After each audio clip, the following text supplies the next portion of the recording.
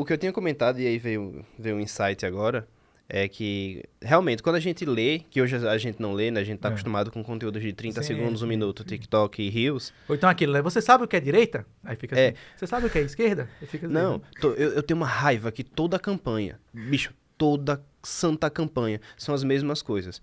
Aí, inclusive, eu já vi certos candidatos vindo aqui no estúdio, aí o cara vai justificar o motivo da campanha dele. Ele, não, porque você sabe que Sergipe tem não sei quantos mil desempregados. Aí, tipo, tá, tem isso tudo. Mas o que que isso tem a ver com você? Você vai resolver o problema? Não. Então você tá dizendo isso por quê? O problema sempre existiu, ele tá existindo, e se você ganhar, como você não vai resolver, ele vai continuar existindo. Então, assim, citar dados, falar os problemas, isso qualquer pessoa já faz. Você não precisa de dados para ver que o desemprego tá grande. Porque o seu vizinho não tem emprego, o filho de alguém que você conhece não tem emprego. Você sabe que a fome existe, é só você sair na rua, pegar um ônibus ou parar o carro num sinal que você vai ver.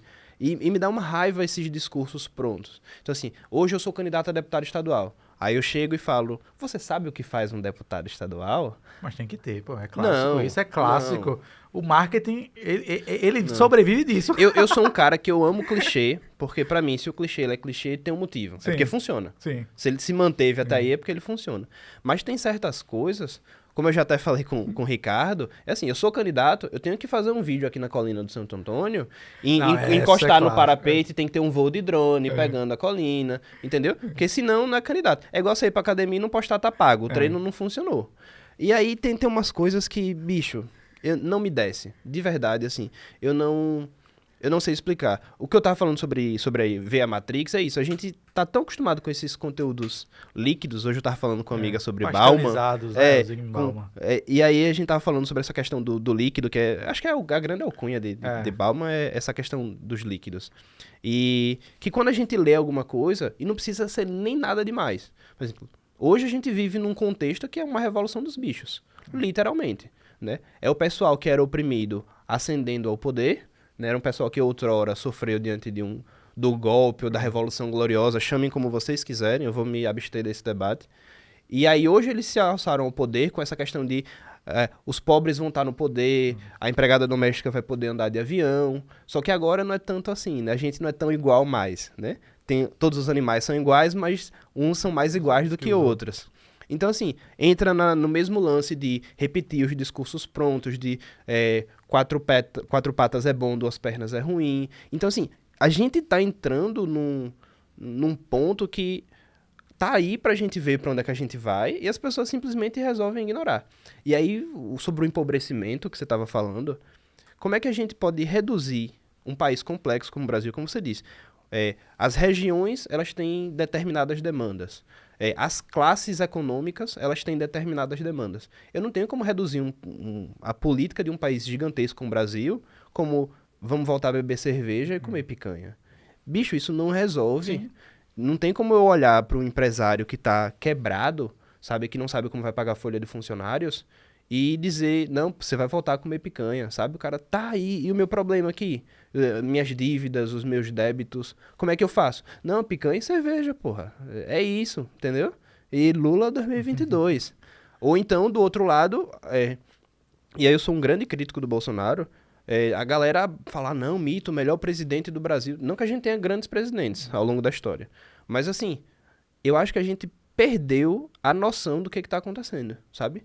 Tudo é um superlativo muito grande, seja pro bem, seja pro mal. Qualquer erro, ele toma dimensões estratosféricas. E, bicho, eu não tô sendo muito sincero, vendo muita perspectiva do que vai acontecer. Seja a nível municipal, eu já resolvi assumir a minha posição de crítico da tua gestão e foda-se. Perdão pelo xingamento, pessoal. Mas foda-se. Ser crítico da gestão estadual e ser crítico da gestão nacional no que quer que seja. Só não vou ser crítico se eu for presidente, que aí fica difícil. Então, mas quando você fala essa questão do empobrecimento, a gente tem que dar um certo passo para trás e perceber que nós estamos caminhando já um cenário tanto quanto já cada vez mais desastroso, viu? E eu falo isso como um linguista de profissão, eu sou formado em letras, justamente com a destruição da própria linguagem, né? Não existe mais tanto apreço, tanto amor pelo nosso vernáculo, pela língua portuguesa. Sim. E eu comentei sobre isso em uma aula que eu ministrei online, lá no meu canal no YouTube. Já diga o canal aí para o pessoal. O canal Livros e Etc. Está um pouco abandonado por conta do meu ofício laboral atual, mas eu pretendo mais à frente, então logo eu consiga tirar, digamos assim, esse fardo das costas, retornar com essas aulas lá no YouTube. E aí, viu, eu falei numa dessas aulas, que está registrada lá no YouTube, que quando você ataca a linguagem... Por quê? O ato de falar, né, ele é precedido pelo ato de pensar. Eu só consigo falar o que eu estou falando aqui porque antes, na minha mente, eu fiz todo um processo de concatenar, de unir, de juntar, de unificar as palavras em sentenças. Enquanto que o ato de agir, ou seja, a ação, é a consequência do pensar, do falar e do agir. E, infelizmente, em nosso país, se perdeu a noção dessas três coisas. Uma coisa é o que você pensa. E, sejamos sinceros, o que você pensa é seu. É tão somente da sua... É privativo da sua pessoa, né? Imaginemos que se tivessem, e acredito que talvez até o Google esteja nesse momento fazendo isso, se fosse possível o Google ler a mente de todo mundo, não teria cadeia suficiente para nos colocar. Porque não teria. A todo momento, a vida nos leva a, mentalmente, pensar em crimes horrendos e horrorosos com as pessoas que estão próximas a nós. Mentalmente. De você falar isso, de você exasperar isso em palavras, é uma outra questão.